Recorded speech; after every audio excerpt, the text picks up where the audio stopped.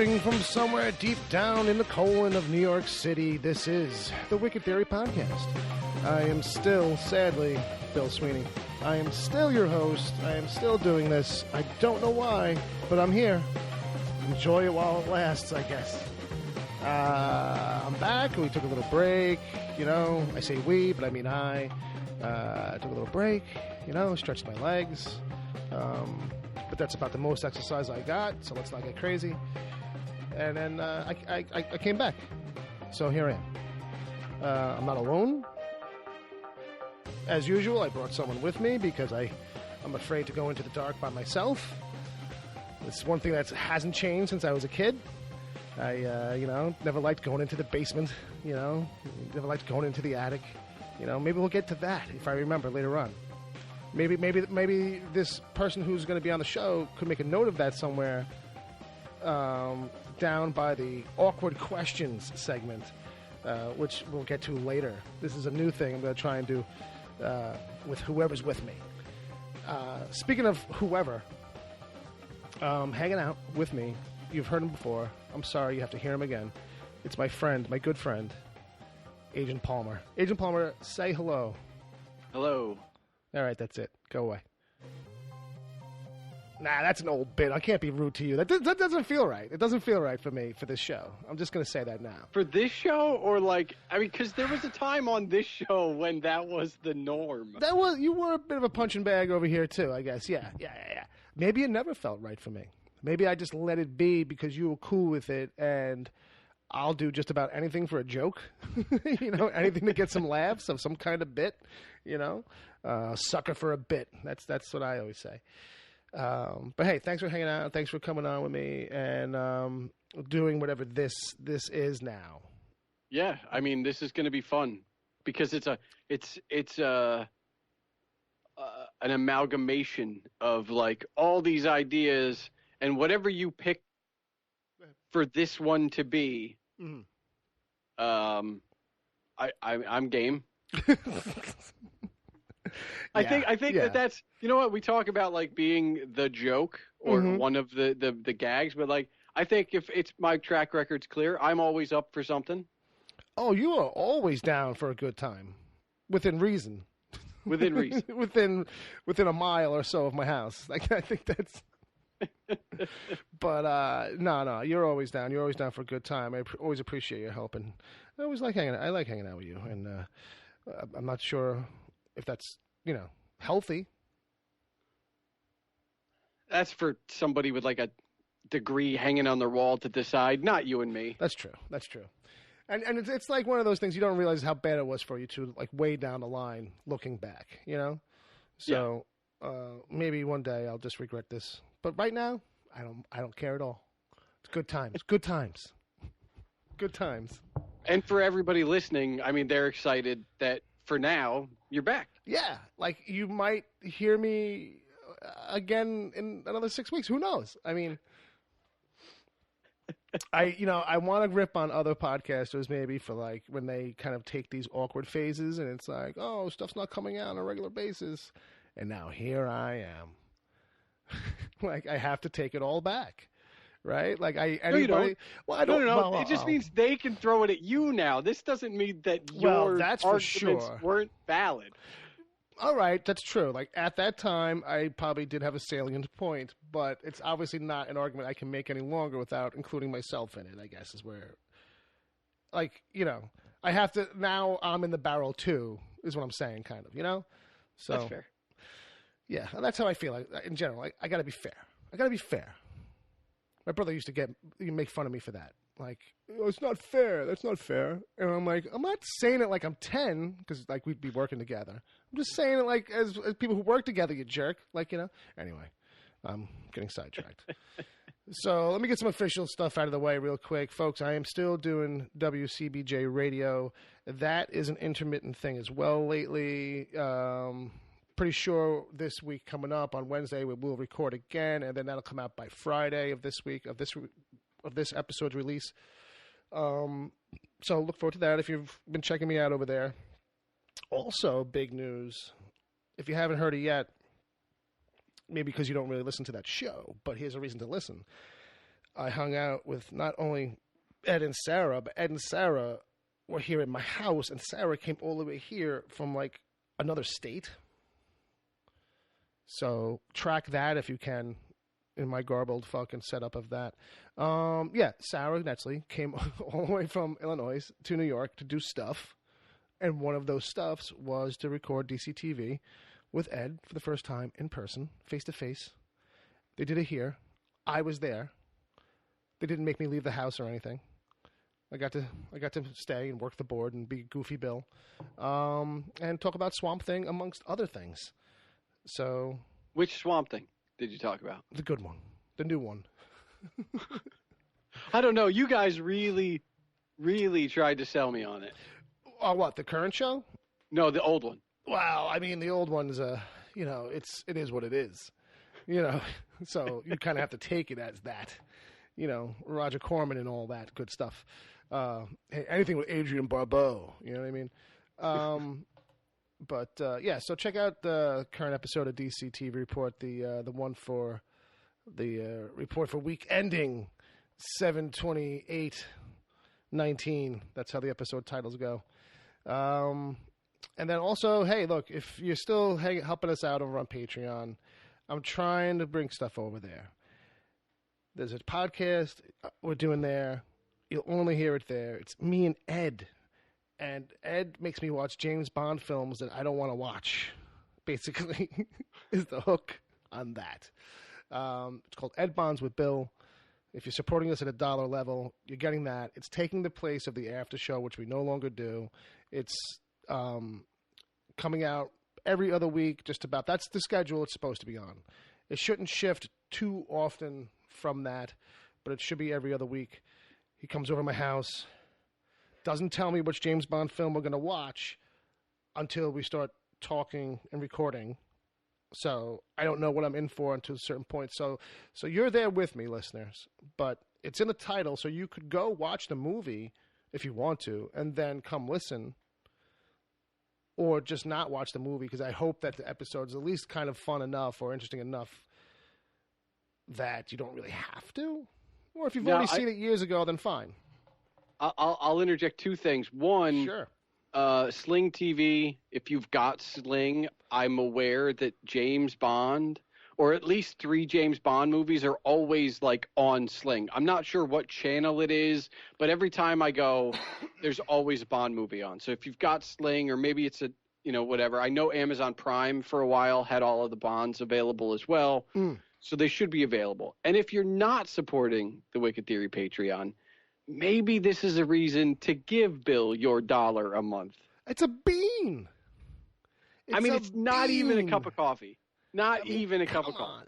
And when you think about it, I don't even get the whole $1. Taxes and Patreon slice of the pie. You really, I know you're putting out $1, but you're only giving Bill like 85 cents. I don't even know what the breakdown is, to be honest with you, but it's, but look, it's greatly appreciated is what it is. And, we went for a spell there where nothing was coming out and the guilt was mounting, and Ed came over. We went 2 sessions before I realized Ed was coming with way too much prepared material for me for a pre and post movie that I was like, Ed, we should just be recording this. I'll just make this a podcast. We'll put it on Patreon and, and put that out for people. Whether they like James Bond or not, then they're in the boat with me, where it's like Ed loves it all. I've seen a couple when I was growing up. Really didn't get obsessed with it in any particular way. Never really went out of my way to watch any of the back catalog. I think the older they are, the goofier and the dumber they are. So it gives you some insight into where I'm coming from with this whole thing. But Ed's got his own game he's playing with me too, and it's driving me fucking nuts. Where it's like he's got this system, and he's got like a spreadsheet and all this stuff, and these fucking flow charts, and it's bordering on math. And you know how I am with the fucking math. But it's true. But I would really, people, at least if you are kind of listening to this and you do support us over there, check it out. Check it out. Leave a message on the thing, whether you liked it or not, because here's the thing. we do talk about sometimes like, oh, maybe we should do that and just slap it on the Patreon. And it's like, well, I don't know what people actually listen to over there. I say this all the time with Patreon. I don't know. There's no metrics for the listeners listening to anything over there. So comments are great. Comments are the best thing to do because it's not like, oh, leave us comments on any other platforms because they want you to do it on other platforms because it helps them generate exposure and stuff like that. For me, we need it for the feedback. We needed to know you're out there, So really appreciate it, and to further show how much I appreciate people, we've got an email.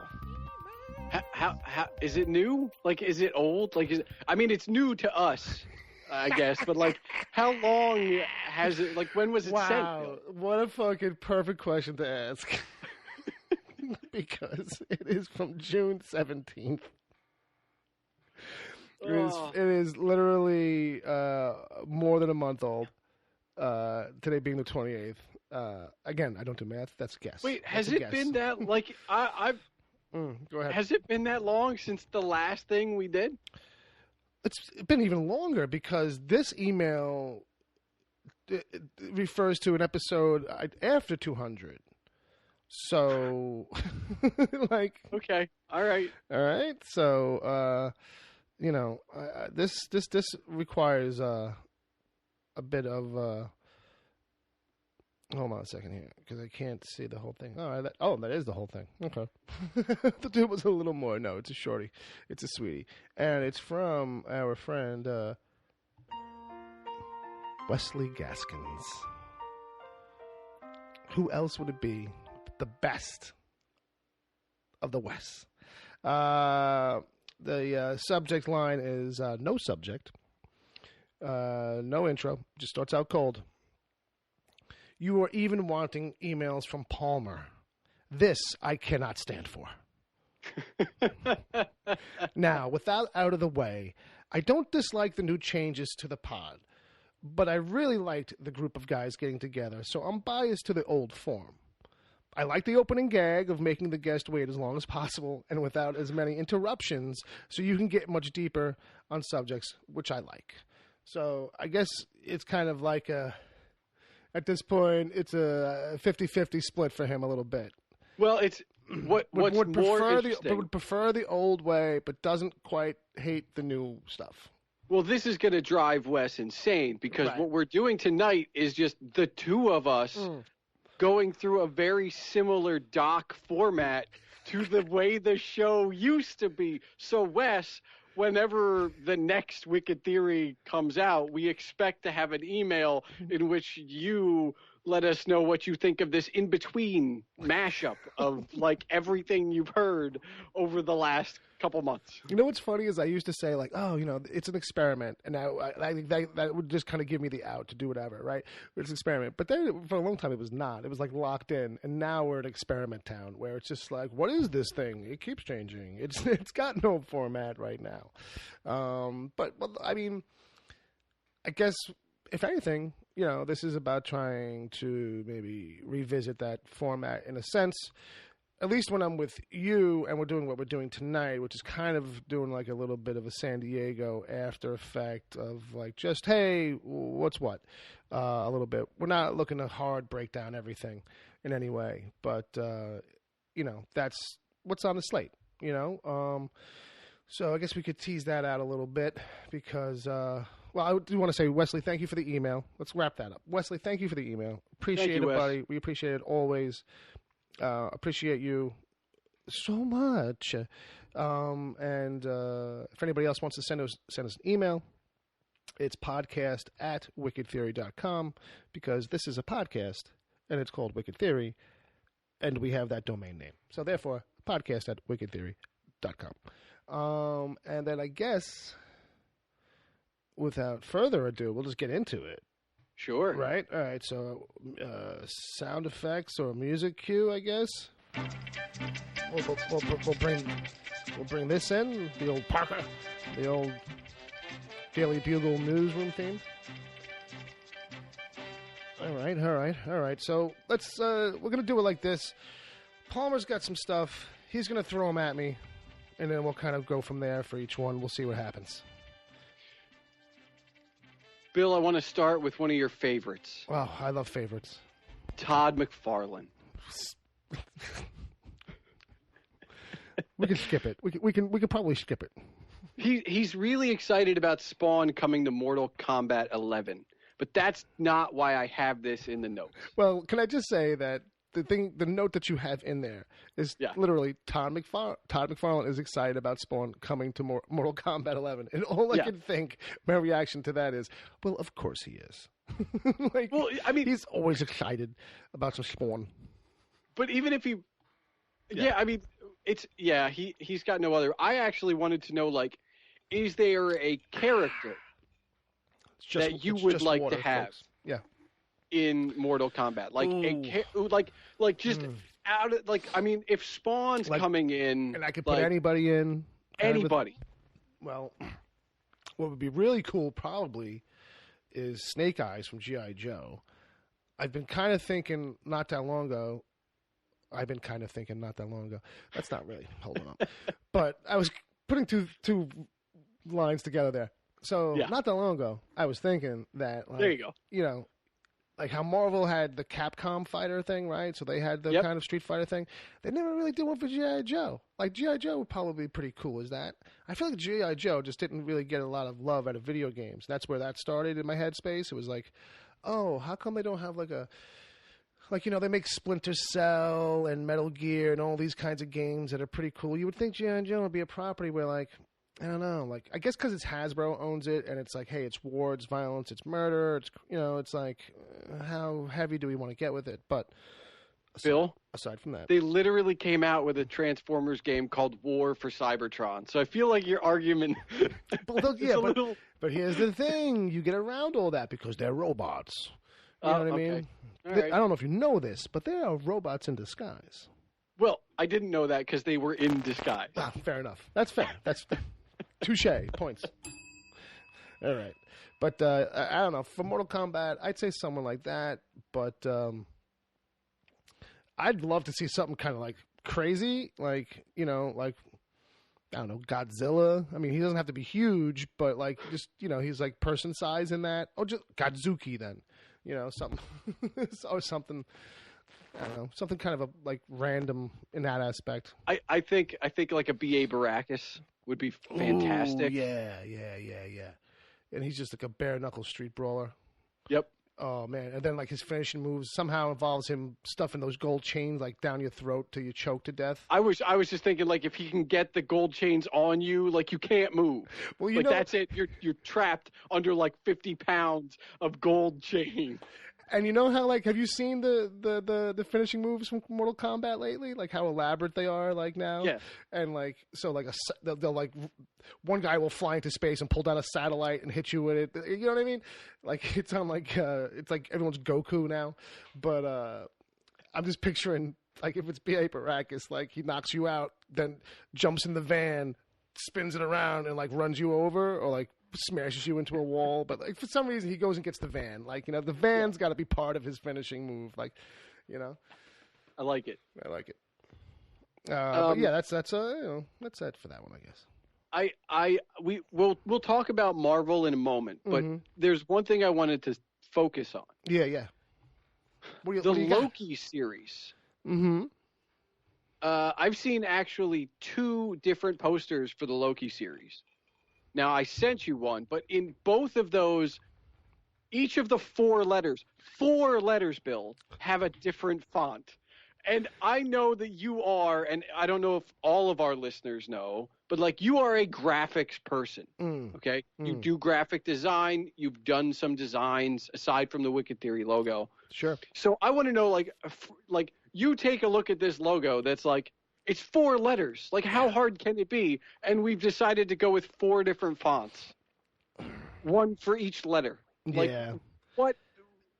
And rightfully so, the internet had like a hard time with this one. It was like universally, it was kind of like, we know what you're trying to go for, but it's kind of not working. Or there's just kind of something like, it's I don't know. So the letter styles are so disparate. They're so different that it's kind of like it almost feels like nothing in a way. Like it almost equals out to like this is still not the right thing, or this can't be the final one. Like, you know what I mean? There's no, the rhyme or reason is so far scattered on it. But look, I think people were trying to break down like, oh, is this kind of reflective of the different time periods he's going to be in because he's supposed to be jumping around timelines or some shit. And I guess that's kind of what it is. I think some online people tried to figure out which like letter set these would be from, but I think if there's any real hard coding in that, they would have known that we were going to do that. Because that K, I can't imagine what letter set from a Marvel movie that K might have been from. You know what I mean? Like okay, maybe that's Doctor Strange or that's Thor. You know what I mean? Somewhere the L looks like maybe the Captain America letter set or Hulk or something. Or well, maybe not with that. The foot of that's got an angle on it, so maybe not Hulk. But anyway, you can get lost in it and just trying to make sense of it. And you think that was the point? Kind of, probably. Like, just to be like, okay, one seems kind of futuristic, and the other two seem kind of ye oldie, and one of them seems like it could be kind of current, maybe a little futuristic. So I think that's the only thing you're supposed to try to get out of it is each one kind of feels like a different era or time period a little bit. Because one is very futuristic and one is the O is very medieval, But anyway, yeah. The takeaway for me is just that, like, nice idea. Should have done something else, I think. All right. Well, speaking of Marvel, the MCU Phase 4 was announced at San Diego. Okay. And I heard something about it. I think that might have made the news. And it really it goes releases from May 1st, 2020 all the way through the fall and actually through November of 2021. And what I find astounding about this before we go through the actual list is when it first released, because there's 10 properties, everybody was like, I can't believe there's going to be 10 movies coming in Phase 4. Right. And then it started to trickle down. Well, no, some of those are the Disney Plus things. Right. So it's really 5 movies and 5 shows. Yeah. But, they alternate more or less. Yeah. And then also, too, like, these shows are not going to be like, the Marvel shows where they used to say, it's all connected. Now it's like, it's the same story. Like, it's beyond being all connected. It's like, they're really swearing that stuff, on WandaVision is going to have big impact and follow her into the Doctor Strange movie because she's in that. Well, let's go through it real quick. Sure. So in May of 2020, we're going to get Black Widow. Good. Apparently, she's going back to Budapest. Nice. That's all we know. Yeah. Then in the fall of that year, we're getting the Falcon and the Winter Soldier. Sure. And I wanted to really touch on this quickly. He got the shield at the end of Endgame, spoiler alert. Yeah. And the logo for Falcon and Winter Soldier has the shield on it. Mm-hmm. But we're still calling him the Falcon? I missed this part of the comic. So here's the thing. Yeah. So, somebody taking over the mantle in comics is like a regular happenstance. So this aspect of what to call him often becomes like a no-brainer for most people, but like there's always a shorthand reference. Like if it's, so a lot of people called him Foul Cap as a shorthand conversational thing, okay. So you knew which Cap you were talking about. But in the comics, he takes over the mantle outright, gets a different costume, and that looks more like a much more red, white, and blue kind of motif. Has the shield and the wings still. So he still flies and all that shit. But goes, he's the official, new mantle guy for Captain America. as recognized by the Avengers or S.H.I.E.L.D. or what have you. And in the comics, they went out of their way at the time to make a point about civilian reaction to a new Captain America and the fact that it was a black Captain America. So because they knew, because it's like Marvel's savvy enough to know that, well, either we kind of comment on it meta-like, you know what I mean? Yeah. Oh, okay, we know that people are going to say this stuff, and people would say that stuff in the real world probably, so why don't we just do it in the comic and beat it to the punch? So the question for me is, how much of that will they do on the show? Of people giving him a hard time and the general public kind of being resistant to it a little bit. But keep in mind, like, in the comics, like, civilians, like, we don't know really in the Marvel Universe how civilians in a general way, like, feel about heroes. You know what I mean? We kind of figure they probably consider him a nuisance or whatever, but, like, Cap has been around in the regular Marvel Universe for so long that he's, like, super beloved. You know what I mean? Like, he's beloved in a way like Superman is beloved in the DC stuff that you see all the time. So when Falcon took it over, it was like a huge deal, kind of like in that kind of way. It's funny, the way you're describing it, like, because of the end of Endgame, all I picture this entire series being is Falcon with the shield saves somebody's life. That person goes, "You ain't no fucking Captain America," and then Bucky is like, he is, and then punches the guy that just got saved. It's like the boyfriend who got his back. Yeah, right. It's like the boyfriend or the buddy who defends you all the time.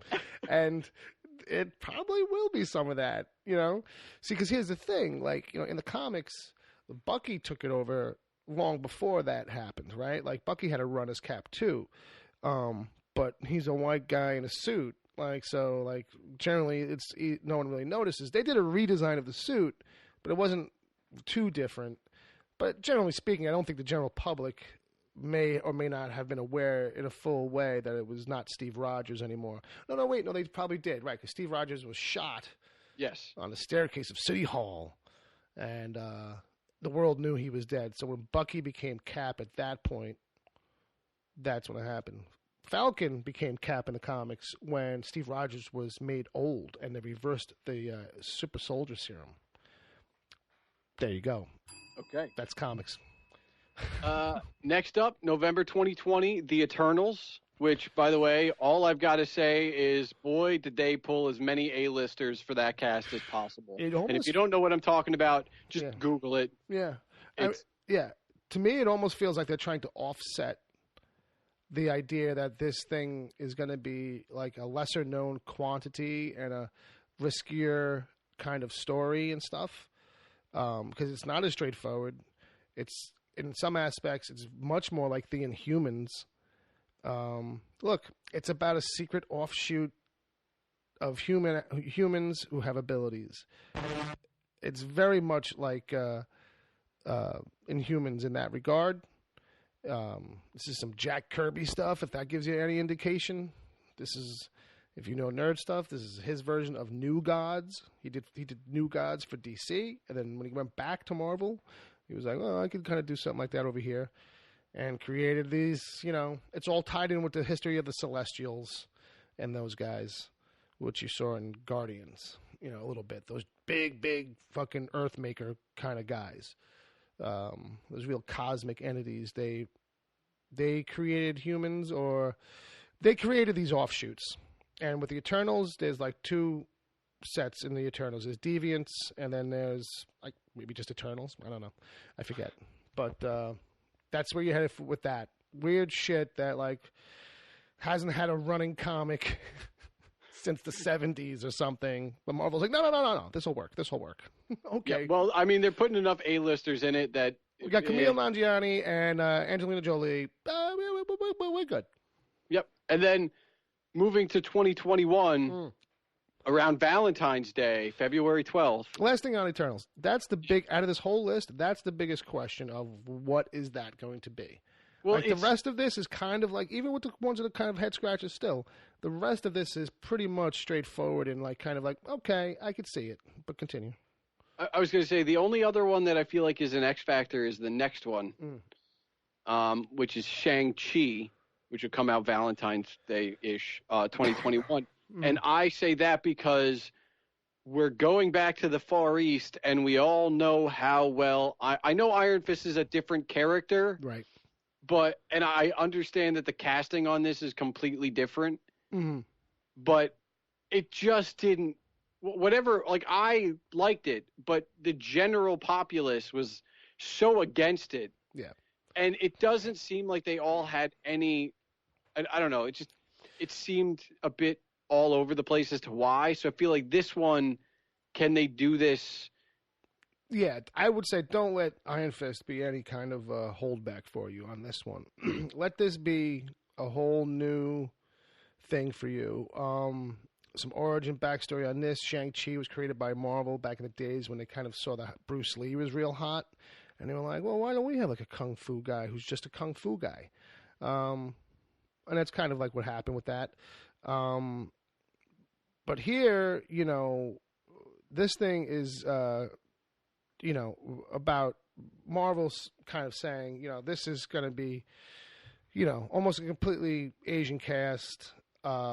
It's probably going to have people speaking Mandarin in it quite a bit. Speaking of the Mandarin, notoriously more known as being an Iron Man villain. But this is going to follow up with that kind of story. The Legend of the Ten Rings. Legend has it, the 10 rings, each one of them grants you a different power or ability, and supposedly they were from aliens. So if they follow any of that origin story, it'll be interesting to see if maybe somehow that will cross-connect into some other cosmic stuff that we've seen before, or if it will be, because that's the one thing nobody was really kind of touching on. Everybody was like, oh, the Mandarin and the rings, that'll be cool. And I'm like, yeah, but those rings were like from another planet or some shit, I think. So ultimately, we'll see where that goes. But I did watch just a little while ago, actually, because I wanted to know more about the guy that got to play Shang-Chi. So I watched this 20-minute interview with him on YouTube. It was like 2 days after Comic-Con, and he's still kind of awash in the glow of it all. Like, he's a guy who's just kind of finally kind of broken away. He's on a sitcom called Kim's Place. I forget the name of it. I just watched an episode of it. But parents, I think they're his parents. They own a convenience store in Canada. It's a Canada-produced sitcom. It's pretty good, and he's got good comedy timing and rhythm and stuff like that. So he's got great personality. So I see why they kind of pulled him out. Someone from that show was on Marin. I don't know if it was him, but someone, because that, I know I heard. Could have been him, Simu Liu, but maybe not. You know what I mean? But because there were other familiar faces on there that I had seen, like, oh, this is almost like a who's who for this show of like, oh, these are strong comedic character actors that I've seen do other parts and things. Usually, pigeonholed into like an Asian stereotype, sadly, but. Straightforward. I mean, is this? Should I expect a little bit of the like the Iron Man, Spider-Man humor, or more straightforward? I think it's going to hit on that generic kind of Marvel action adventure humor thing. The other component on this is going to be that it's going to probably be a little bit more globe trotting, and he's gonna. He's a martial arts guy, but he's like, I got to start. He's like, even on that, he's like, I go down in 2 weeks to start all this. So, it's going to be, a lot of martial arts stuff. But I think too, like there's a special story about him and his technique and this kind of thing, that makes him special. It's, about I think his form, like as an idea, as a martial arts form that develops throughout this movie, I think is a thing he kind of mentioned. So we'll see. But it should be really good. Next up, in the spring of 2021, we've got WandaVision on Disney+. Like, what the hell is this going to be? Okay. Okay. Well, Wanda's like half nuts in the comics, so they don't really do any of that.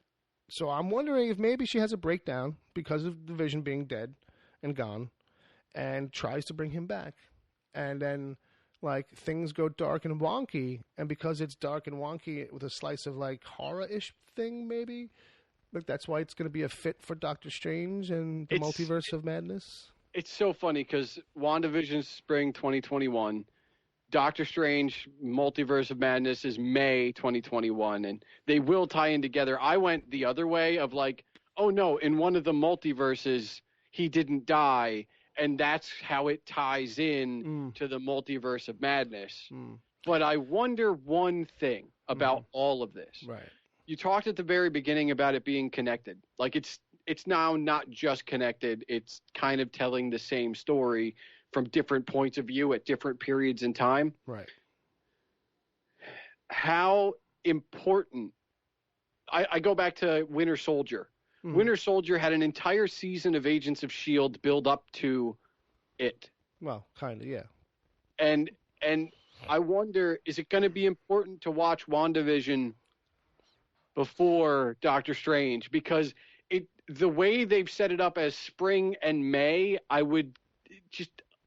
Yeah, it makes you wonder like how tightly it is going to be connected. And if it's not WandaVision into Doctor Strange, then... it's the other way around, but I really wonder how, because all these other ones that we've done so far aren't really that connected, but we know Wanda is in Doctor Strange. So the fact that they're so close together, you really have to wonder what that's going to be.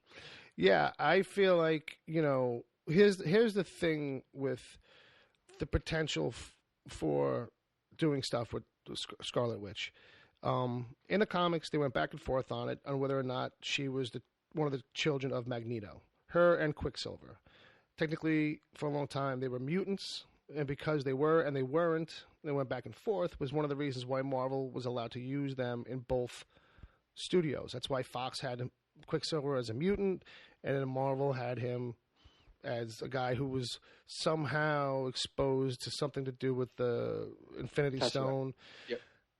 So Marvel could still retcon that stuff. Marvel could retcon it that Wanda was wrong. Like, she was born a mutant, and just her powers were latent and stuffed down, and the Tesseract helped bring it out, you know what I mean, or whatever. But they could retrofit that. The other thing is that Wanda's abilities in the comic involve reality warping. So, and I think in the movies they kind of make it like she manipulates chance and like reality in that way. Like, that's how they kind of write it off. Like, so, like, she increases the possibility that this building could fall down until it does. One of the things. Go ahead. I was gonna say I thought it differently because the reality stone was red. Well, and so are her powers. Right. Like, I don't like. See, that's the thing. Like, I lose track on some of that too. So I'm just kind of going from a memory of how they kind of like, in one sentence, tried to explain her abilities, so like you don't bother thinking about it too much, which is the one thing Marvel does in the movies with a lot of explanations. But one of the things that she does in the comics, well, two things. One, she ends up having some kind of crazy breakdown. This is a more recent thing in the last like 10 or 15 years. And because of all this mutant stuff was going on, she's like completely out of control with her powers. And she utters the phrase, "No more mutants." And poof, there's like no more mutants. Or it's down, or it goes down to like 198 at some point. I'm a little mixed up on what exactly happens right there. Right. That's how, right. She says no more mutants. It changes the reality.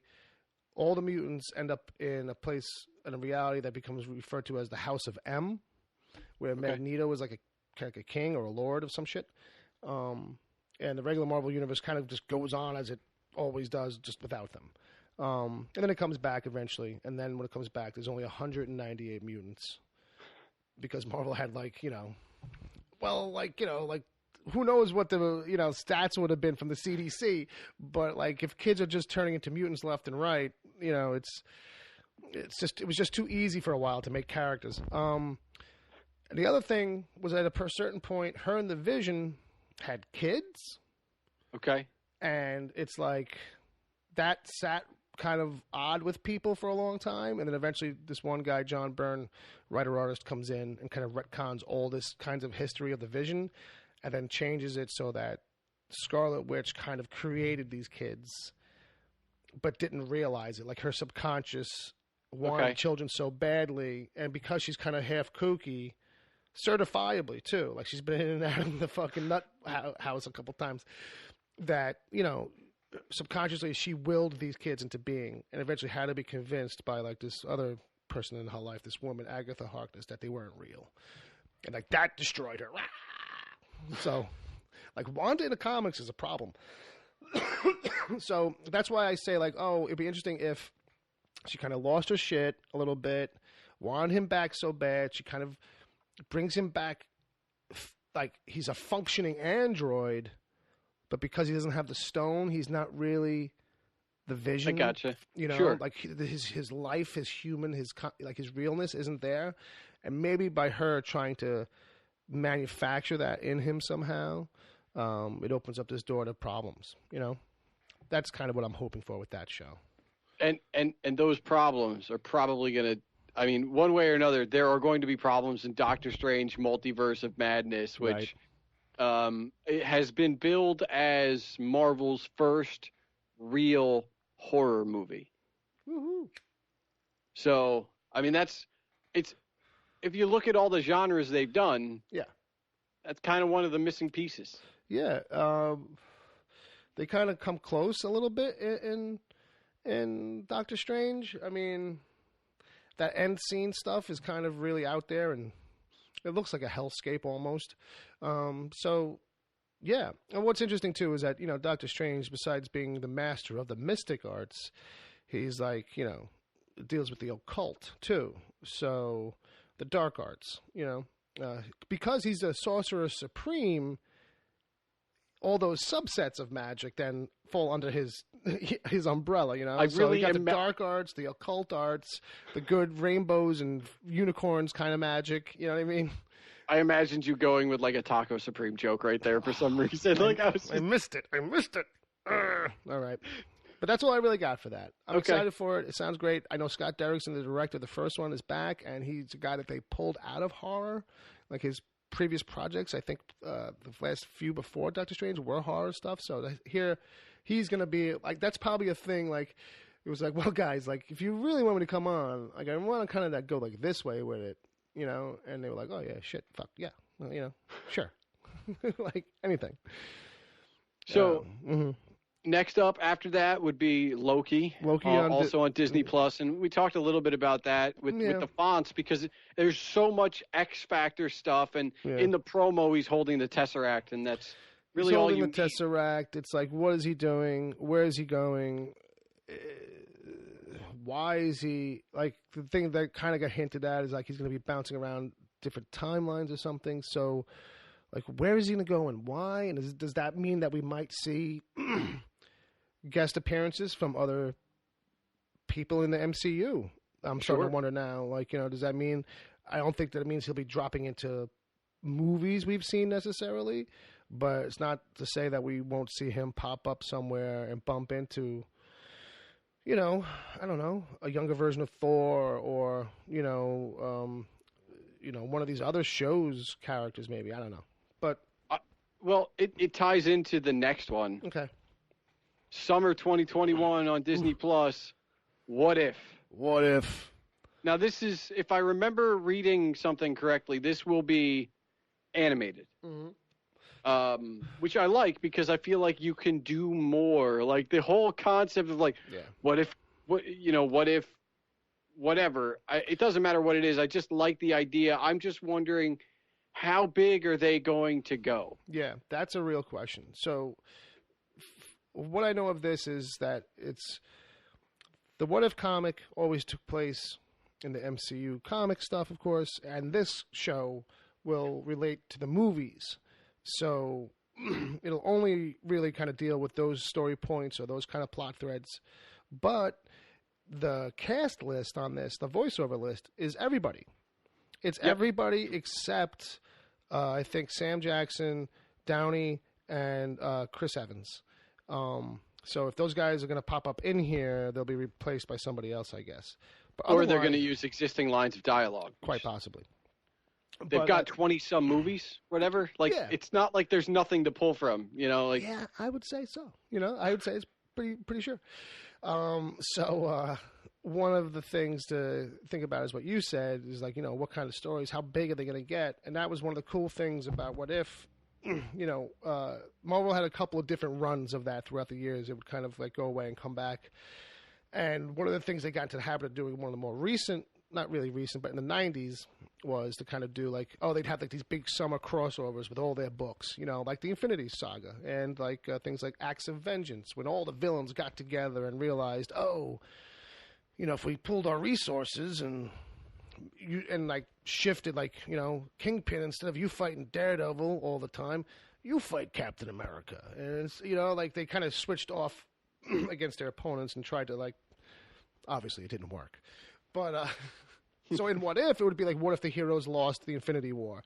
Or what if they lost Acts of Vengeance? You know, then like, what would happen with a lot of those crossover stories, though, in those What If issues, is they would expand out, and you would see, like the ramifications weren't just within like the next 5 or 10 years. Like they would jump sometimes like 100 years or 200 years, and like sometimes all the way to to the end of Earth's run. Like, you know, basically, like they would just, because there was no holds barred in any way, shape, or form.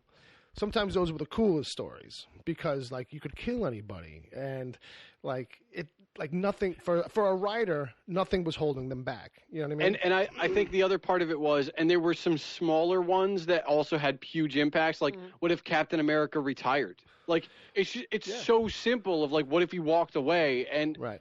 I like the idea that this is going to be based on the MCU, right? Because then it's an existing, you know, there are people that can get into this that have never picked up a comic, which is part of what makes the MCU work. Yeah. I mean, it depends on how much fun they're going to have with it, how much they're going to play with it, you know, or they're going to do stuff, like you said, like what if somebody else got bitten by the spider, you know, or what if Tony Stark didn't build that armor in the cave, you know, or, you know, like he died early or something like that. And like maybe the other guy that was in there finished it. And, you know, how does that change the world and history as we go forward, you know? Yeah. Because sometimes it was the smallest thing that would change, and it'd be like, wow, that's a weird place to start this thread. And then, like, even, especially like that one with like saying, like, Tony Stark doesn't finish the suit, but, like, the other guy does. The guy that was in there with him who was from some other country or whatever, and new tech stuff, too. Jensen. Yeah. You know, what if that guy finished it? And he goes on, like, how does this all kind of, because of that, and this happens, this shift up, you know? I can't wait. It's going to be exciting. I can't wait. So there's 2 more left. One, Hawkeye, fall 2021 to Disney Plus. Yeah.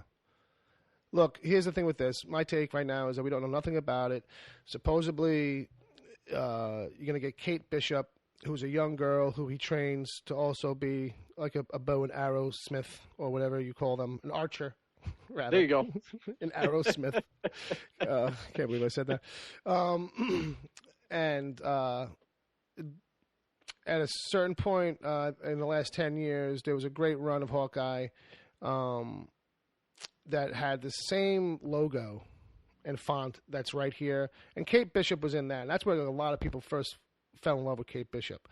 So a lot of people are hoping it's the same storyline.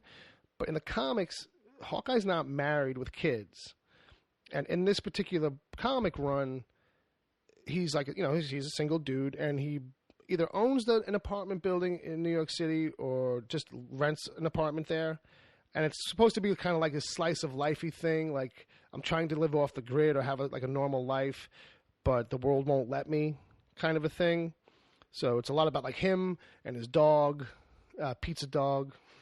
I will say it is interesting because that comes after Doctor Strange Multiverse of Madness. So I'm just going to state right now, it's possible that anything after Doctor Strange is game. I mean, in theory, he could be a single guy by the time we get to that, because it's a completely different universe, which ties into the last part. Okay. The last movie, which is Thor: Love Thunder, in which we're going to get Dr. Thor, is what people are saying, out of respect for the fact that female Thor is a PhD. I like that. That's better in general, but I get it. But that could also be part of the multiverse of madness for however that storyline comes about. I'm just saying. Yeah, I mean, I guess in the scheme of things, that is possible. I would say the multiverse thing probably won't trickle out too much. It might help answer questions about how the universe is going to work and how Loki's story or show is able to function. So it might relate to other things in that aspect. But I don't know if we'll all of a sudden get a new world where Hawkeye is single and Jane is just Thor and Thor never was. So in the comics, Jane becomes Thor at a point where Thor, you don't really find out exactly what he said right away. They keep it a secret. But Nick Fury, during this whole kind of skerfuffle where everybody's mad at Nick Fury, and Nick Fury starts taking out people left and right, and it's kind of crazy, But Nick Fury whispers something into Thor's ear, and you don't know what it is, but Thor immediately is rocked, oh my God, Nick Fury got him to his core with just a few words, and Thor drops his hammer, and then Thor can't pick it up anymore. Suddenly Thor feels like he is no longer worthy, and because it's it's not just about the hammer thinking you're worthy, it's about, I guess, some self-worth or something. And then they eventually reveal what it was, and I think it was you make the worst pancakes or something like that, or cut back on the beer, switch to light. During that interim, so he drops the hammer on the moon, and so the hammer is just there on the moon for a while, and no one can pick it up. And then in Thor #1 with the relaunch, you just see this hand pick it up, and cut to a female, a lady Thor. Blonde hair, girl Thor. And you didn't know for a long time who it was. They kept it a mystery for a while. And eventually they start to reveal that Jane is around. She's alive. She has cancer. And she's dying.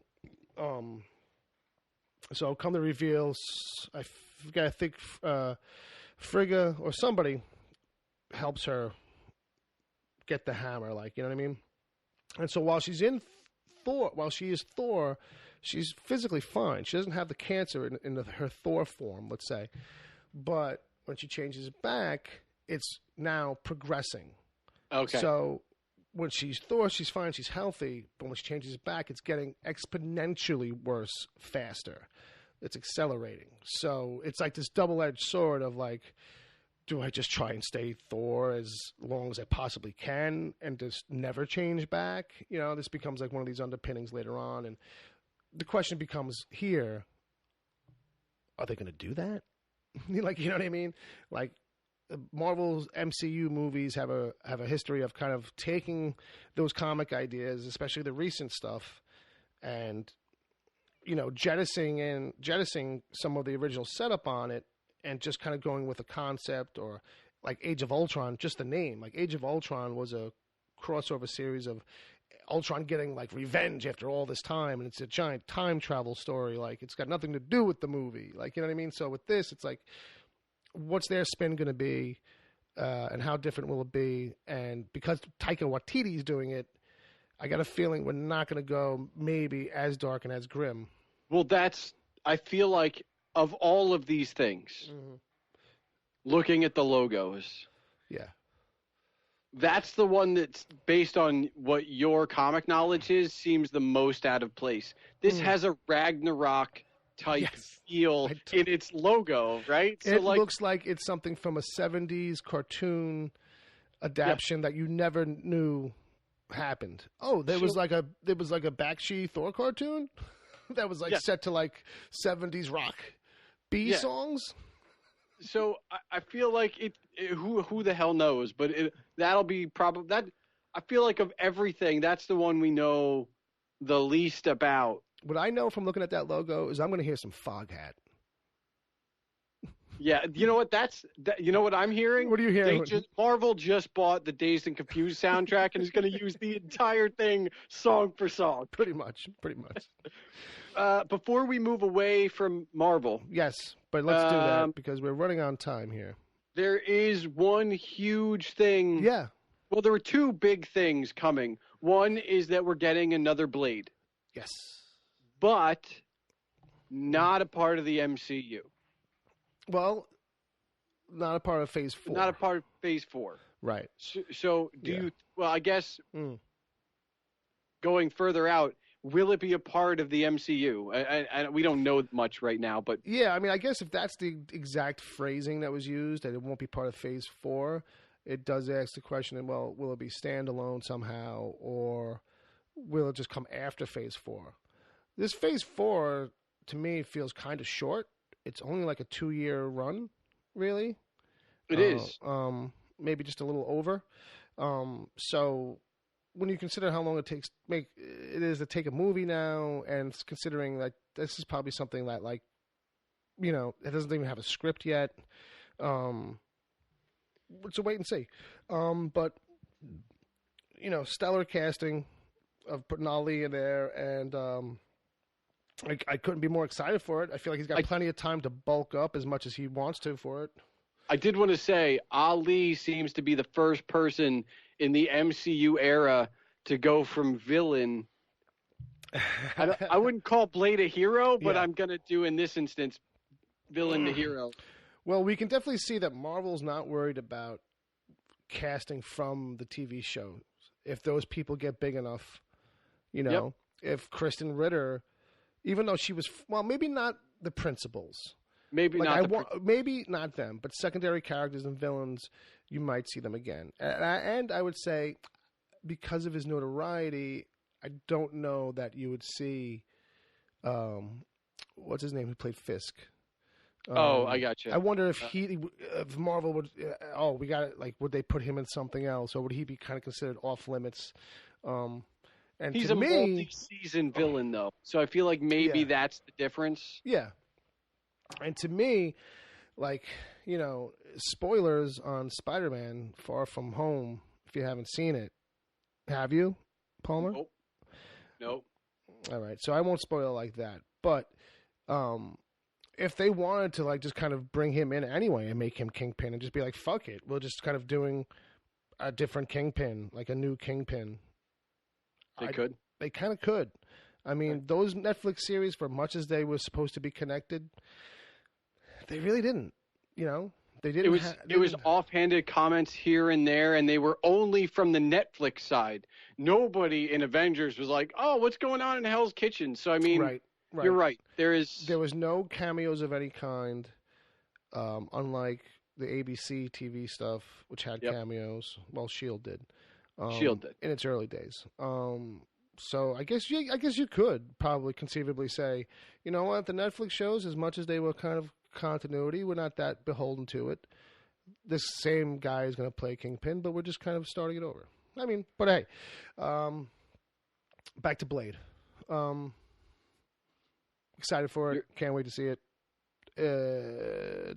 Nothing's really happening with it besides we got the main guy. You know, that's all there really is to say about it as far as details. The last piece of Marvel news coming out of SDCC was Mr. Kevin, as I'm going to call him, said that when the X-Men arrive in the MCU, quote, whatever we do will be quite different than what's been done before, end quote. I have no problem believing that. I just hope that I know that there were some pros and cons for the X-Men versus Avengers series. And I didn't read it. I just know some of the fallout. I just hope that they learned from whatever it was. And it seems like with the changes they've made up to this point and that we project that they're making, they are learning a little bit from what the comic readers don't like. And I feel like that's made for a slightly more enjoyable Marvel Cinematic Universe. Yeah. You know, I think the thing is that they realize there's a lot of different ways to start to put X-Men in, and it's going to be like really trying to figure out what's the right way to do that. The big ideas of like X-Men versus Avengers and like, you know, the crossover stuff. I just don't see us kind of getting to that shit anytime soon. Like, I really think, like, at this point, I don't know if we're ever going to see that New Mutants movie. That might end up just getting shelved and forgotten about at this point. Continuity-wise, it would be really hard to go back and release that in 4 years. And if, to your point, if we're ever going to see an X-Men versus Avengers, you have to introduce the X-Men. Yeah, and I think that the smartest thing to do, and then hopefully that they do, is to slow roll it.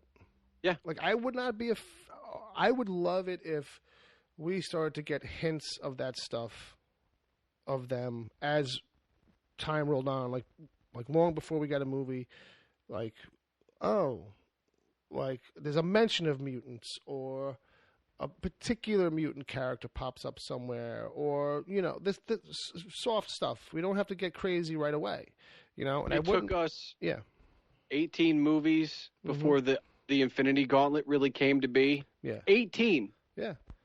And, you know, I have no problem with, like, starting it from the point of where, like, Charles is starting the school right now. He's putting that first class together, and you know, mutants are starting to pop up at a like now at a much more noticeable rate. But this is not to say that they haven't been around for a while and we didn't know it, because that's what happened. Is revealed over time in the comics. Is just that, like, well, you know, Apocalypse was an Egyptian, but he was a mutant back then, and it's just like they were more rare. But now, because of population explosion that we have, or whatever, you know, they'll explain it some offhand way. The mutant gene has kind of been triggered in society, and we're starting to see them pop up more often, and, you know, like, really kind of slow play it. Like, let it build, and just let it become a problem, like, down the line. Like, phase 6. Yes. You know, should be like an Avengers X-Men fight or something like that. Finish 4, get through 5, you know, get the Fantastic Four in here. Now's a good time for me to plug my post about the Fantastic Four and how I think Marvel could squeeze them in. Go to wickedtheory.com and look for that. There's a link in the corner. You know, to theory on how it would be very simple, actually, to kind of start to kind of fold in the Fantastic Four. Well, at least I think. Certainly not as hard as X-Men. But enough about that. Yes. So moving on to DC. Harley Quinn goes not safe for work in her first full-length trailer for her new series. To me, straight off, this is just DC animation doing what DC animation does. Yeah, I mean, don't get me wrong. They're pushing it a little bit with the content level, but they've been increasingly pushing it kind of with those direct-to-video kind of releases they're doing. I just watched the Batman Hush, one that came out recently. It's really good, and it's not just, like, it feels more mature overall, and not just dialogue, like, you know, because it has a couple of foul words in it. Okay. But in that, like, how they're telling the story feels more like, a little bit more like a regular movie in a way, like just how they're framing things. But it was really good. So, but I did see the trailer for Harley, and I was like, yeah, this looks good, man. This looks good. This looks like, you know, straight up in it. I didn't even really realize that they had kind of gotten someone else to do the voice. Obviously, you know, I knew it wasn't the whole, hey, Mr. J, but, you know, I figured it might be the same lady, just kind of like downplaying some of the hard accent thing. But it looked really good. Yeah. It looked really good. We got a lot of trailer stuff. Yeah, go ahead. Yeah, Netflix announced that we're getting season 3 of The Toys That Made Us. Cool. Now, we were both high on seasons 1 and 2. I thought you were going to say crack. Way back in the day. Season 3, we're going to get Teenage Mutant Ninja Turtles, Power Rangers, My Little Pony, and wrestling figures. I wasn't as excited from the get-go, because, like, I didn't really kind of grow up with any of these toys. Like, Teenage Mutant Ninja Turtles, like, that's the closest in a way because it was like of what I was into. I mean, I really wasn't into them, but I mean, of these, what was I into? I guess that comes the closest. I knew of the comics. I knew of the toys. I was starting to grow out of stuff at that point. But that show does a really good job of telling you the story on it, not just, oh, here's like how its history and about being on the shelves and all that stuff. It's like, a little bit of process. You get a little bit of history process of like how it came to be. And I always kind of dig on that. So as I was looking through the list, I kind of started feeling that more and more. I'm like, well, how did My Little Pony start? Like, now I want to know. You just have to go back and think about the fact that, like, you and I talked about the Hello Kitty episode. Right. And because the episode is compelling. Yeah. Mm-hmm. So the rest of this, we'll see how it goes. And the other news very close to this is Netflix is doing a spin-off to the Toys That Made Us called The Movies That Made Us. Right. I feel like this is – I don't know how well this is going to do, and I say that because it's what they do a search in podcasts for any of the movies that they're going to do, and you've heard all of the minutia already. Yeah, and if you want an in-depth kind of breakdown on something, yeah. This feels like to me, I just started watching, and I'm probably going to go back to it because it was kind of like very candy-like. CNN put a thing. The movies, yeah. Okay. And I watched like the first 3 or so, and it's very addictive because they kind of keep it moving. They don't stay on any one movie longer than like 2 or 3 minutes, and it's really like the hits, from each era that they're covering. So it's like, oh yeah, that was great, and it's a lot of talking heads. It's all actors and writers, directors, kind of talking about their own stuff and then other people's stuff. So it's like, oh, you'll see this guy, that guy, this guy, that guy. And then when we get to like their stuff, they talk about their stuff a little bit. And the way that they cluster movies together, because it's like, oh, this episode's about the 80s. So as we talk about these hits, it's like, oh, we might talk about like 3 movies from this one actor, like use that to segue from that one to that one to that one. And then it's like, oh, we'll segue through genre. So they kind of shift it up. You know what I mean? It's not only like how they kind of format the breakdown, but also like how they structure this actual episode. I was digging it. So let's rapid fire a few of these other trailers that came out around. Let's do that. Picard looked really good. It's a lot of like, hey, this guy is really old now, though. So let's get some young people to run around and do the fight stuff. Look, there's, it's going to be a mixed. Who knows what to make of this until we actually see it, but it looks good. It looks good. I'm a sucker for it. It was made for me. Speaking of old guys that should stay away from action, Top Gun Maverick. This trailer was the biggest letdown. This trailer looks exactly like Top Gun 1, except he's got some more wrinkles. Like they ran him through a face app. He's got some more wrinkles on him, and basically like somebody tells him like, you're too old for this, and he's like, yeah, but I'm a maverick. Ow! Like that, like, I mean, he doesn't say that, but that's, he's like, it's like, aren't you too old to fly? And he's like, yeah, that's what I do, man. So it's like, all right, it's very much of the original, but it's just a teaser trailer. So that's all it's there for, really. It's just to kind of give you a feel and tell you nothing. Yes. But what it felt like was exactly Top Gun 1. Down to a volleyball game. It was even a volleyball game. No arguments. Okay. It Part 2? It Part 2 looked great. It's what you want from a sequel trailer. Like, it looks as good and consistent and faithful. It looks like exactly what you hoped it would be. It looks like it's going to be great. Jay and Silent Bob. Hey, look, not everything can look, everybody's in love with it. I get it. I guess maybe I'm starting to realize how much of a dick and fart joke fest it can be sometimes a little bit. But that said, it looks fun, and it's like Cameo City. It's just oh my God. I feel like there's a drinking game to be had with like, if this movie goes more than 3 minutes without a cameo, take a shot. There are so many cameos that they should get Cameo, the guy that sang Word Up, to pop in here for a minute. That's the only guy missing. in his red leather codpiece. Nice. Word up. Zombieland 2, double tap. It looks more fun than the first one, I'll even say. Like it looks like it might be getting a little... Like, the first one's got a good amount of, like, zany craziness to it, but it was a kind of like a fair balance. It was definitely like a zombie comedy thing, but there was a certain amount of balance to it. This looks like it's a little... I mean, sure, they might just be packing a lot of jokes into one trailer, but it does look like it's more fun. It does. It does look like they're having a lot more fun with it. And, you know, the biggest sign that time has passed is the fact that Chloe now...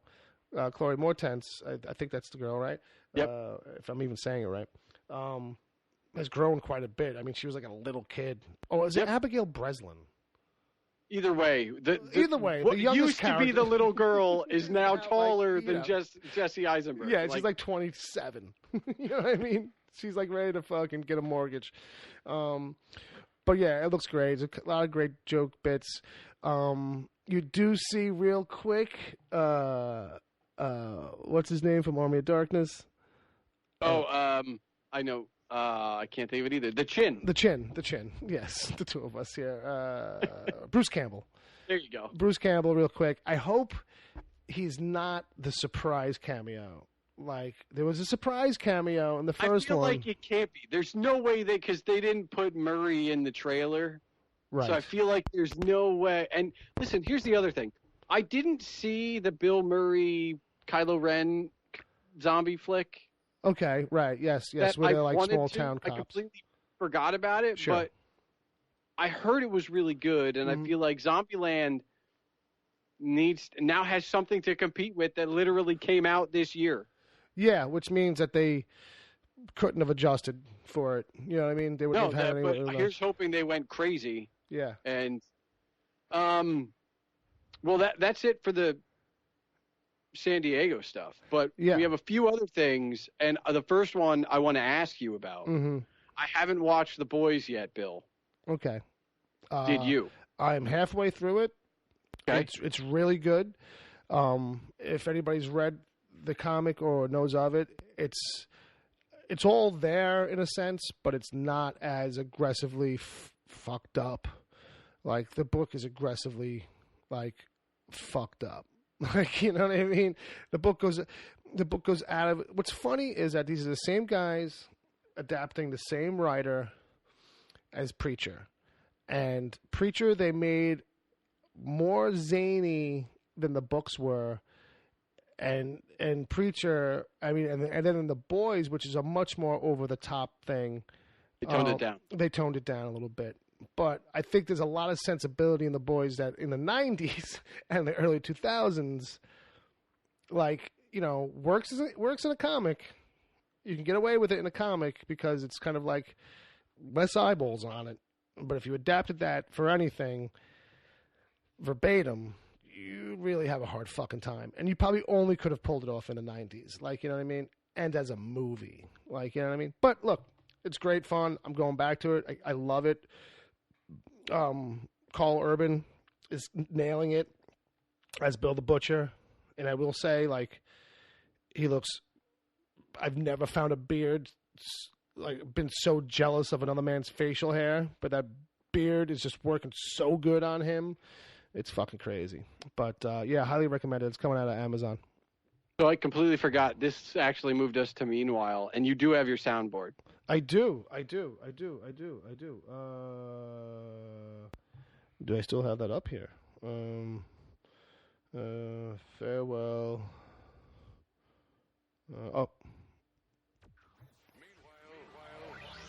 Oh, there it is. Meanwhile. But let's try to rip through this, because it looks like my phone is dying. Did I lose you? No, I'm here. Oh, okay. I just saw a hand motion, and I can't see your mouth because of your speaker? Because of your microphone, rather? Legion returned for you. Yes, and I'm loving it. It's the last season, folks. Season 3. If, you know, look, it's late to jump in for the season, obviously, but you wouldn't have been able to follow it anyway. If you haven't watched it, you're a fool. It's the best X-Men related thing after Logan. It's to me, it's the best thing that they ever did with X-Men stuff. I'm just going to put it there. I don't even know what Fleabag means. So Fleabag is an Amazon show, Amazon Prime. Okay. It's half-hour comedy. It's she's a young British woman at an awkward phase in her life. It is so fucking funny. It is so kind of spot on. Just check it out. Just watch the first one, and if you don't end up watching, like, I watched the first 4. I was only gonna check out one. I'm like, I don't know. I know it's good because I keep hearing about it. So it's like one of these kind of traps, where it's like I don't want to be trapped here right now for 3 episodes of something, but I want to sample it. Fuck it. And then like all of a sudden it's like 1 a.m. and it's like, okay, I do have work tomorrow. But yes, that's coming as a hard recommendation. Final Space Season 2 has returned. Final Space is back. Loving it.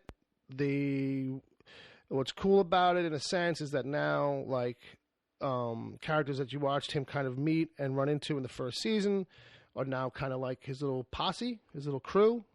And, while it's still about, the big idea of what is Final Space, it's a little bit sidelined. But you kind of have to in order to keep the show going. But it's still fun. I'm still having a blast with it. So I don't know if it's missed a beat, but I'm digging it. So it's doing something right. Nice. Perpetual Grace Limited. So this is on Epic, and this has got Ben Kingsley. It's got Jimmy Simpson, who you might know from Westworld, or even playing one of the brothers, those crazy homeless vagabond weirdo brothers on It's Always Sunny in Philadelphia. And it's from the guy who makes Patriot over on Amazon. Okay. But so this has got Ben Kingsley, and it's a weird kind of quirky show, but it's like really well done, and they're kind of doing like just in the sense of like how Fargo kind of like is the like show or the movie? The show. Okay. Kind of like, is doing its own thing with like its characters and its storyline. This is doing similar thing where, I mean, it's not, it's about shifty people, obviously, but how they put all that information out to you, like when flashbacks happen, how they happen, how they're shown, like what's color, what's black and white, and just like these weird, quirky characters and like the stupid shit that happens. The running theme, if anything, between Patriot, which is this guy's other show, and Perpetual Grace is that like just watching characters try to achieve something where like the only people who get in their way are themselves. Like where like it's not like they're bumbling, but just constantly nothing goes right, and it's like the worst possible thing at the worst possible moment. And like there's this kind of quiet, reserved tone to the whole thing that just makes it feel so unique. And I have a lot of fun with it. I look forward like that and Legion right now are the 2 things I look forward to every week as far as shows go, where it's like, when is my new episode coming? When is my new episode coming? So that's that. That's that for my meanwhile. I would ask if you have anything. But I was just going to say, like, can we go on to whatever these awkward questions are? Okay. What is that second one? Did I put that? No, I did. Okay. Okay, so the idea with this is I hope we don't run out of power with my phone here, but is awkward questions, all right? I want to throw out an awkward question, try to get some awkward kind of a weird life story out of you, but I wouldn't put you in that spot unless I had stories to share as well, right? Because that's not fair, right? Sure. So I've got 2 questions, and you can pick which either one you want to kind of go to, because either A, you may not have a story for one, but have one for the other, or may not just want to tell one story versus, which one's less mortifying. Okay. But the question is directly, like, when was the last time you can remember pooping in your pants? like by accident? Well, never on purpose, I guess. Or question 2, the other option is when was the last time your parents like really embarrassed you? Or a time that they really embarrassed you. See, and it's so I will say this. I can't remember the first. Like if it happened, like it hasn't been since I was like a little kid. Sure, so, fair like, enough. That's parents embarrassing. Like, so I honestly couldn't give you an answer because both of my parents are capable of giving and taking abuse. Okay. So like I'll give my mother crap because she's short. Okay. But like we're so give and take, like almost like hanging out with you. Okay. Like, my parents are so open, like I don't think they've ever really embarrassed me. The only thing is like the same thing everybody else has, which is like whenever anybody new is over and my mother starts telling the baby stories. And it's not like anyone in particular. It's just that like me, mm-hmm. I've heard this baby story literally hundreds of and there's like right. 12 or 13 of them that I've heard hundreds of thousands of times. Sure. And no matter how comfortable I am with myself, whenever she starts to go down, my mother specifically, whenever mm-hmm. she starts to go down that, like, well, this one time, I'm just like, like, you have to, like, that has to, you really, like, that one time, like, yes. I can't even come to mind, like, one of those stories, because there's, like, so many of them. It's just, like, fair enough. The moment they start, it's like, oh, no. Like that, no. Like, I will say there is one, and I'm actually proud of this one, okay. but it still is weird when my mother tells it. My grandfather's second wife did not like me. Okay. And it was a little family thing mm-hmm. where, like, there were other much younger cousins that lived closer to them. So she had a bond with them. I was farther away and the oldest, and she didn't like me. Sure. I locked her out of the house when she was watching me for like 2 hours. Okay. This is before or after you found out she didn't like you? Or is this the reason why she didn't like you? I have no idea. Like, I just know that there was a whatever, and the joke was I did it on purpose. In reality, I was 8 or 9 and probably had no idea what I was doing. Right. But every time, like, and even though it's kind of like a thing, you're like, well, like, she didn't like me very much, like, whatever. Like, I still feel like an embarrassment. Like, no one needs, I mean, I've just told all our listeners, but like, no one needs to know that story. And my mother feels compelled to go into every variation of the relationship I had with this woman, which was she didn't really like me, but occasionally she slipped me $5 in the hopes that I would actually, it's like, yeah. No, we're done. Like, no. And my mother, like, I just told you this in a matter of like 5 minutes. Right. My mother takes 20 minutes to tell that story. Oh, sure. There's all the details. I don't know how that happens. Right. Like, there are no other words. I literally told you the whole story. How my mother could come on this show and add more details to it somehow. Somebody who wasn't there. Yeah. Right. Well, this one, when he was little, him and his grandmother, they just didn't get along. Like, that's not quite. They start painting it like with this other brush, and it's like, you're almost right, but now you're making it sound really like something else. And the other thing is, and everybody knows, I'm an only child. Mm-hmm. My mother loves to tell people that, like, I used to tell people it wasn't me. I was the original Shaggy. Like, so something would happen in the house, and I'd be like, it wasn't me. Right. Doesn't matter what it was. Sure. It wasn't me. and her favorite line in this whole thing is like, he used to say it wasn't him, but we knew it wasn't him. And it was even before we got the cat. That's her killer line. It's like, he used to say it wasn't him before we got the cat, and he had something else to blame it on. So basically you were blaming your dad. Because if he wasn't home either. But if it's her and you, fair enough. All you know, is that it wasn't you.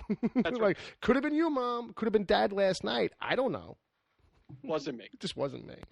So I had stories for both of these, and the fact that you were almost going to pull out of it like you didn't have something, but then you did, means that I will share mine as well, because I was going to hold it then. I was going to say, oh, well, if you don't have nothing, that's fine. But that means I got to hold mine until someone, does. So I will tell the one I was right with the parents embarrassing. So first time I ever brought a girl to the house. Right, like I'm nervous for you. Well, it's not too crazy. It's not too crazy. It's kind of like on par with yours. But first time I brought a girl to the house, like kind of just not really doing anything, not making our way upstairs, and so she's kind of getting along with my mom. They're bullshitting a little bit, and so my mom's kind of like digging her or whatever. They're having some laughs. So, and I am. This is before high school, so I'm going to say 6th or 7th grade, something like that. And so we really weren't even hooking up. Like, you know what I mean? Like, we were like kids. We didn't really fucking know what the fuck we were doing. So anyway, my mom was like, oh, come here. Let me show you some pictures. I'll show you some pictures of Bill when he was little.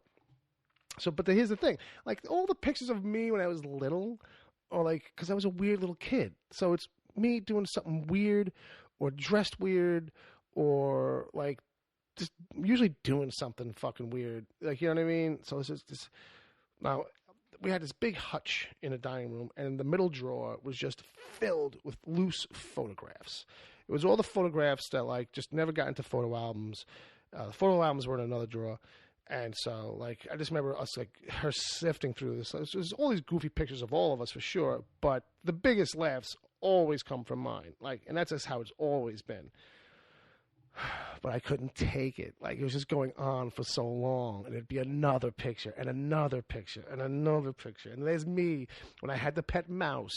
And I'm wearing it. I have no shirt on, but I have my white T-shirt over my head, tied up like a ninja mask so I can see out of the, And I've got my pet white mouse. I've got it on a string that I have tied across the living room because I used to make him shimmy across it. Like, you know what I mean? And it's like all these kinds of pictures. And for whatever reason, I'm fucking mortified. So I'm like, enough of this. And I fucking snatch like the stack of pictures like out of my mother's hands, and I fucking rip them in half. My mother fucking like screams bloody murder. The girl is mad at me too. She's like, why would you do that? Like, I mean, I'm like, well, you guys are like face down in this drawer of pictures. I'm over here beat red, like wanting to crawl under a fucking rock. Like, you know what I mean? Like, I get it. Like, looking back, I feel terrible about it. I'm like, they're the family photos and my mother's photos. I shouldn't have ripped them. But it was like one of those times where it's like, I just kind of like, whenever I think about it, like immediately I'm brought back exactly to that fucking kind of spot, like, and it's just one of those, the pooping my pants story is probably better. And I guess that'll just get saved for next time. Save it for next time for the next guest. In which I'll ask them that question plus I probably can't ask the parents one because I've given my story now, so I'll have to ask them. Because I try to the idea is to give two so they have an out. They Gotcha. can kind of say, oh, I can't tell them the poop story. But then what about my parents I could tell? That kind of a thing. So with that, that's a wrap for this. That it is. What do you think? How did it go? I had some fun. For the listeners out there, you could tweet Bill and the show at Wicked Theory. You could tweet me at Agent Palmer if you liked it. If you didn't like it, that's hate mail. That goes to theagentpalmer@gmail.com. Mm-hmm. But otherwise, I mean, let us know. Let us know. If we were wrong about something, that you don't have to put in hate mail. We're comfortable enough to know that we screw up from time to time. We don't take corrections. We just take the hate. There you go. No corrections. Wait, I take the hate. What's going on here? Well, you know what I mean. There's no corrections department. Well, that's true, too. I mean, we should be in a corrections department. There is no actual corrections department. Well, Department of Corrections is, not for this Sweeney. That's for some other Sweeney. So, hang out. Follow Agent Palmer on the Twitters. Check out his blog, agentpalmer.com. Send us your emails, podcast@wickedtheory.com. Support us on Patreon, patreon.com/wickedtheory. I'm on the Instagram, Wicked_theory. I don't know. You can find us if you want to. We're out there. Come back next time. We'll do some. I'll do something here with somebody of some sort. Again, Palmer, closing thoughts. Last word. 12. That's a good one. I like it. This has been the Wicked Theory Podcast, and for that we apologize. Thank you. I forgot about that.